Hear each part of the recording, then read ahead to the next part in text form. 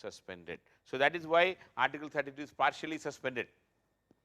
So, when we talk about the effects of the national emergency, we are talking about the effects, the consequences of Article 352 or effects of national emergency. Number one, it affects or it completely alter the federation, the federal constitution is affected, the state governments will function, but they are not dismissed, but they are working under the guidance of the center.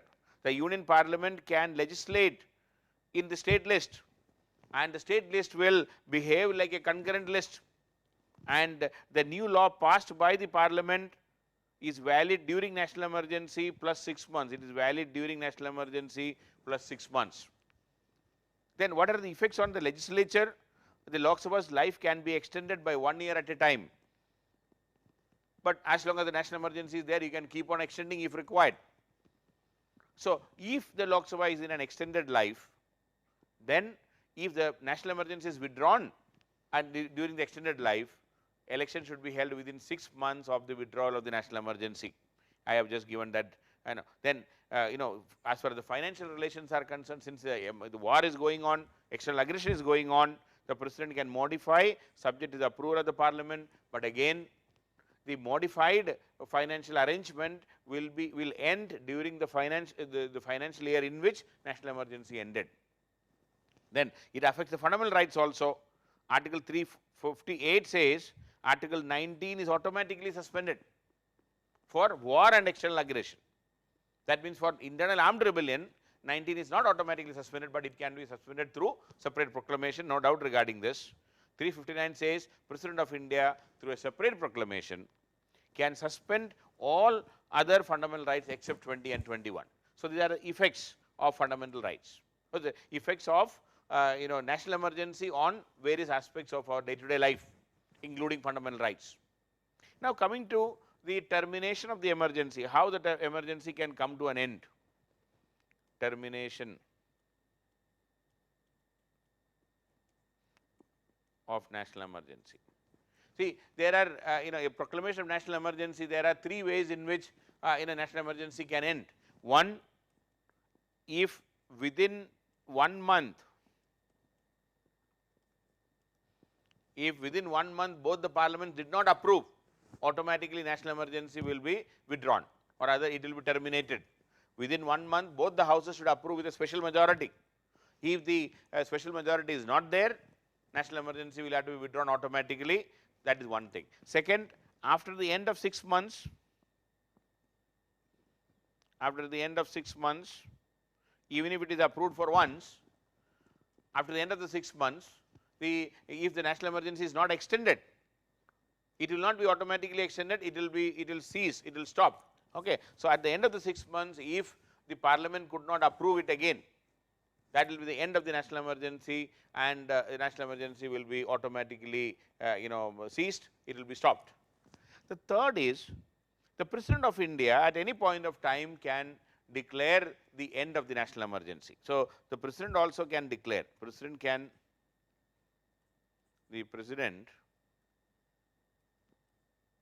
make a declaration to that effect. Meaning, the President can declare that a proclamation to cease the operation. Okay. It can be done at any point of time. The President can withdraw the national emergency, there is no problem, no parliamentary approval is required. Now, a fourth point is very interesting. At any point of time, if 1/10 of the Lok Sabha members approve or Lok Sabha members request,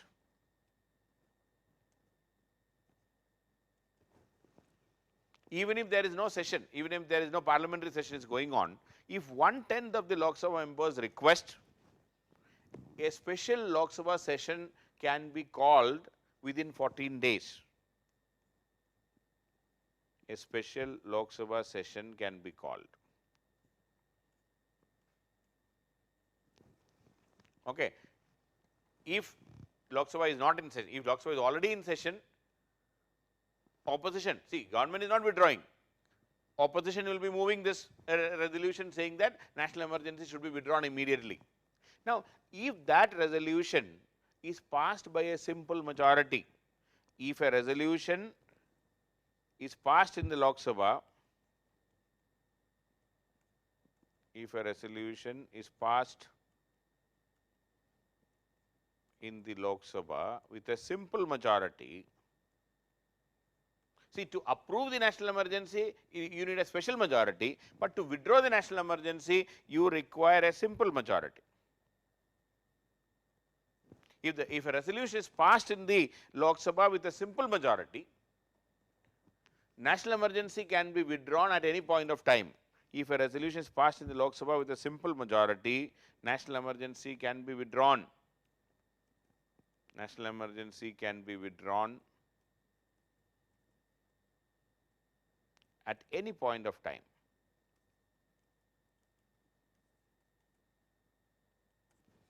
If a resolution is passed in both the houses of the parliament, if a resolution is passed in the Lok Sabha, no Rajya Sabha is required. This is a special power of Lok Sabha, not available for Rajya Sabha. Lok Sabha alone. See, if Lok Sabha is in session, if a resolution is passed, and with a simple majority, national emergency is withdrawn immediately. But if Lok Sabha is not in session, 1/10 of the members can request for a special session, and the special session should be convened within 14 days. And within 14 days, when it is convened, the Lok Sabha can debate, and if a resolution is passed saying that the national emergency should be withdrawn immediately, and if the resolution is passed by a simple majority, national emergency will be withdrawn. But please understand, this is a very hypothetical situation. Hypothetical situation is, when can you get a resolution passed even with a simple majority in the parliament? Only when the ruling party is either supporting this motion or ruling party lost majority in the house. If ruling party has majority and if the ruling party wants to withdraw national emergency, President of India can make a declaration immediately. President can withdraw national emergency any time. There is no special Lok Sabha session is required to withdraw it. But if a Lok Sabha session is called by the opposition and if they are able to pass it, that means the government lost majority. If the government is opposing withdrawal of national emergency and still if it is passed in the Lok Sabha with a simple majority, means what? The ruling party lost majority and they may have to resign immediately. So, but that is why I am saying this is a hypothetical situation. Normally it will not happen. So, first three things will happen. It can always happen. One is if the if both the houses could not pass it with the required majority, national emergency will end within 1 month. But after the end of the 6 months, if it is not extended, national emergency will automatically come to an end. President can always make a declaration to that effect and withdraw national emergency. That is always possible. That is the easiest way. Or at the end of 6 months, if there is no further discussion in the parliament, automatically national emergency will cease. But there is a fourth possibility, that is, if Lok Sabha is in session, anybody should move a resolution with a 1/10 of the people supporting it. That resolution should be passed by a simple majority. Automatically national emergency will be withdrawn. But if Lok Sabha is not in session, 1/10 of the members can request and Lok Sabha session will be convened within 14 days. And then if they are passing it a simple majority, it can automatically withdraw, or this will lead to withdrawal of the national emergency. So, as I said, for the purpose of convening the special sitting, the people in the House of the People or in the Lok Sabha, such a resolution that should be in the resolution should be passed, or rather such a request should be given to the speaker, and the House will be called by the President of India within 14 days. Okay, so that is the condition in this. Now, what happened? Let us see how many times the national emergency were imposed in India till now. Okay, so these are the provisions of the withdrawal, and now coming to national emergency so far. See, there have been 3 instances of national emergency in India, only 3 instances. One in October 1962 during the China war, the Chinese aggression. Okay, so that was in October 1962 and it was withdrawn in January 1968. So, the first national emergency continued till 1968. See, in those days, these stringent provisions were not there. These stringent provisions came into the Indian Constitution only through the 44th Amendment Act. I will be coming to that separately. What is the 44th Amendment Act and how things became very difficult to impose national emergency. So, in the original Constitution, there is no mechanism of the 6 months clause, or there is no mechanism to withdraw the national emergency by by the Lok Sabha. There is only one way: the president should withdraw it. President should withdraw. President did not withdraw. President did not. Nobody bothered to withdraw national emergency at that time. So the first national emergency was imposed in October 1962. It continued till January 1968. So because president did not withdraw it, so this was mainly for the China war, India-China war.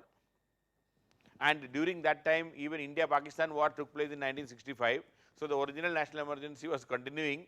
So it was never withdrawn. Okay, it was never withdrawn and it continued.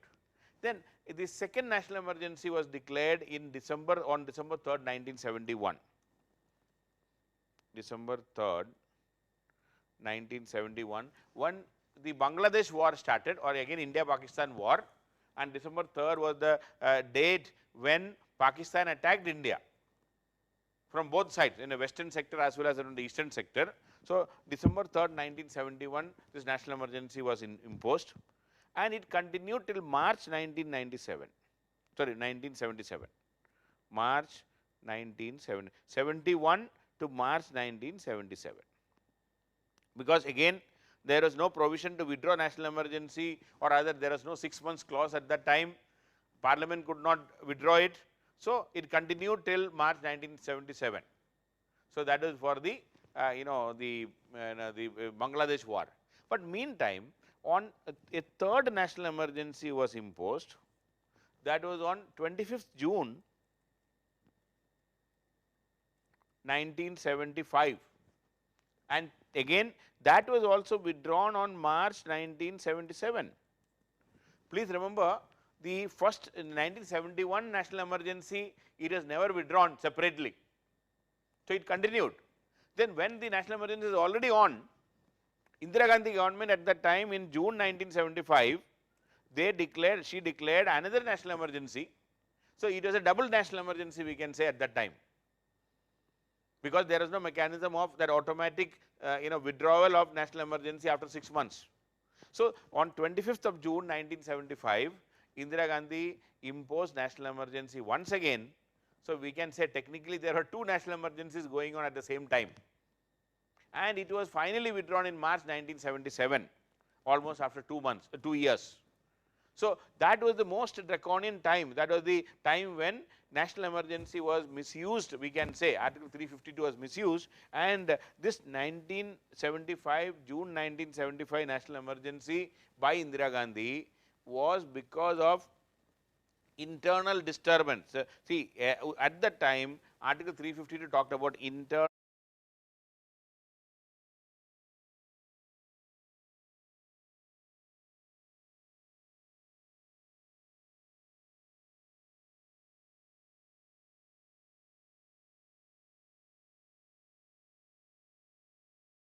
disturbance.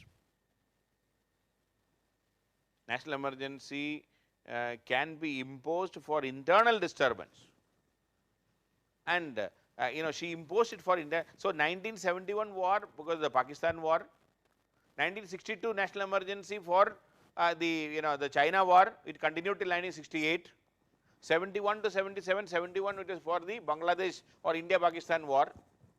75, June 1975, this national emergency was imposed not because of war or external aggression, it was because of internal disturbance.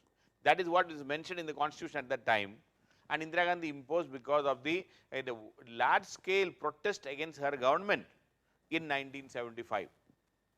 And that is how the third national emergency, this is the last time national emergency was imposed in our country, and we can definitely say this was some sort of a misuse of this power. Definitely we can say it is a misuse of power. Now if you look at the sequence of events, you will understand what were the circumstances which led to this 1975 national emergency. See, in December 3rd, to 16th December, the Indo-Pak war, and Pakistan was defeated comprehensively by Indira Gandhi, and she became the undisputed leader of the country, and nobody expected that to happen at that time in 1971, and we could manage Pakistan. First comprehensive defeat of Pakistan. The 1971 was the last major war. Even though Kargil war, it was not officially, nobody won. So 71 war, we defeated Pakistan. Pakistan was divided into two, dismembered. I'll be talking in the international bilateral relation, all these things, the stories I'll be talking. So, and Pakistan, once Pakistan was defeated, and Indira Gandhi was the undisputed leader, and her popularity was so high at that time. But, immediately after the war, things went wrong for the government and for government of India because of many reasons. One, the war, see, we had successive wars, 1962 war, 65 war, then there is a massive, I will say, what do you call, famine in India. 1966 to 68, we were struggling for even basic food, starvation. Then 71 war, 62 war, 65 war, 71 war. So in 10 years, we had 3 wars, and Indian economy was shattered. Okay, war, shattered economy. Then, the failure of monsoon and the failure of the crops and the starvation and famine in India. Failure of monsoon. Because India, you imagine 1960s, we were in 100% economy, or agricultural economy, agrarian economy. We had no means to survive.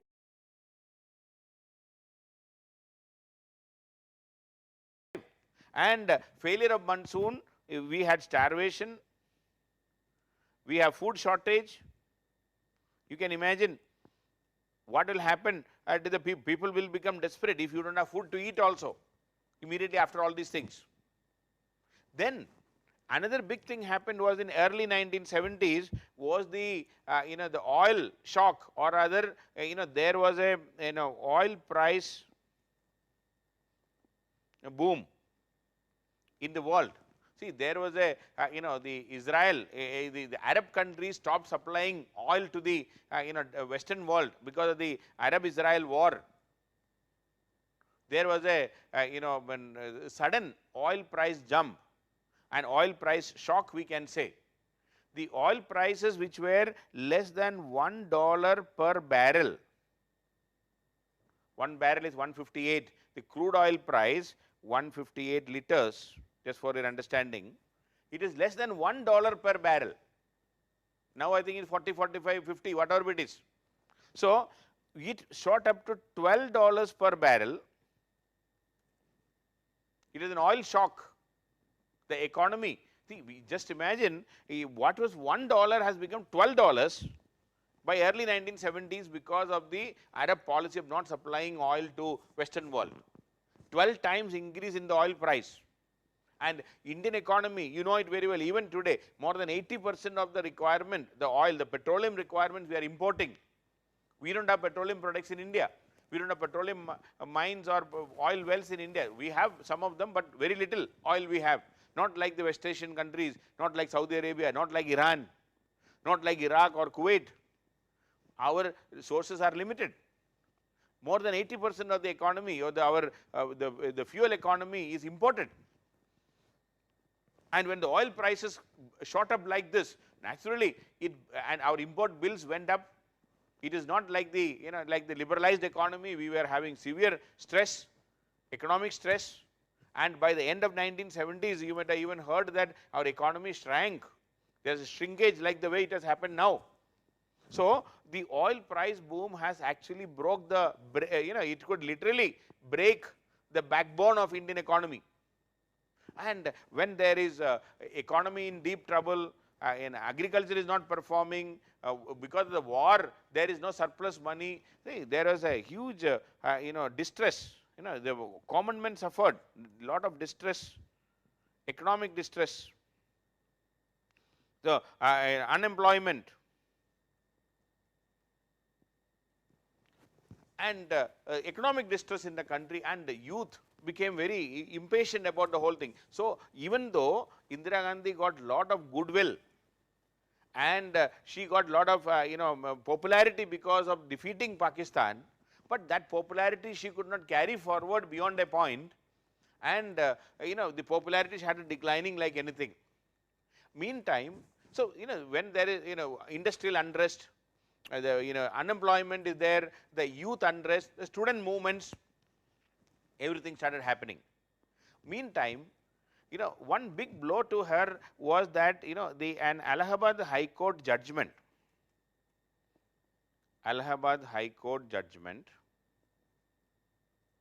related to her election, on a technical ground, see, she is the Prime Minister of India, and her election from Rai Bareli at that time into the Lok Sabha as a Lok Sabha MP was set aside by the Allahabad High Court on some technical aspect. It is not any other thing by usage of official machinery or something, whatever it is. On the technical ground, her election was set aside, and her opponent was Raj Narayan. And then the Jayaprakash movement and all, when this Allahabad High Court set aside her election, so she is no more an MP and she is the Prime Minister of India. So naturally, what was expected from her is she should resign, because if my entry into the Lok Sabha is blocked or rather it has been declared invalid, naturally, at least on moral grounds, you should resign. Indira Gandhi made a big mistake by not resigning. She said, I will not resign because I have to. Her logic was that I will become the member of the Lok Sabha within 6 months, because anybody can be a minister or without being a member of the Lok Sabha or Rajya Sabha for 6 months. So she said, I will become something like that. But even though the Allahabad High Court judgment was suspended by the Supreme Court subsequently, the damage was already done, and she should have resigned. She should have handed over power to somebody and wait for she to get re-elected again. She did not do that. So what happened was, this has created further anger among the opposition, massive strikes and protests across the country when she refused to resign. And the opposition leaders like Raj Narayan and Jayaprakash Narayan, the leaders at that time, they even wanted to seize, and the seizure of the Prime Minister's bungalow in Delhi. So massive protests everywhere, things were going haywire. And this was the reason. And in fact, definitely there were a lot of strikes and protests and unruly behavior of the some of the protesters also. It normally happens there, wherever if hundreds of people gather together, some unruly behavior also will be there. But these are part of the genuine protest in a democratic setup. But Indira Gandhi reacted by imposing national emergency in March 1975, which she called it as, it is an internal disturbance, because in Article 352 is written that national emergency can be imposed for war, external aggression or internal disturbance at that time. And the funny thing, as I already told, already there was a national emergency going on. Now there is a second national emergency imposed by her. And at the time, the President of India, Fakhruddin Ali Ahmad, he did not even bother to question Indira Gandhi. Fakhruddin Ali Ahmad